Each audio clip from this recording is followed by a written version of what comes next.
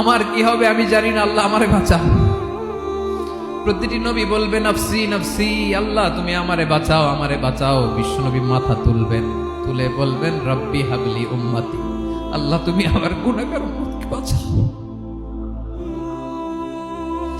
এই দুনিয়ার বুকে রব্বুল আলামিন সব নবীকে একটা করে দাওয়া মুস্তাজাবা দিয়েছেন, মানে যে দোয়া করলে কবুল হয়ে যায় সাথে সাথেই।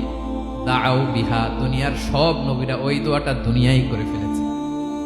সব নবীকে আল্লাহ একটা করে দোয়া দিয়েছেন, নবী দোয়া করলেই কবুল। সব নবীরা ওই দোয়া করে ফেলেছে দুনিয়াতে।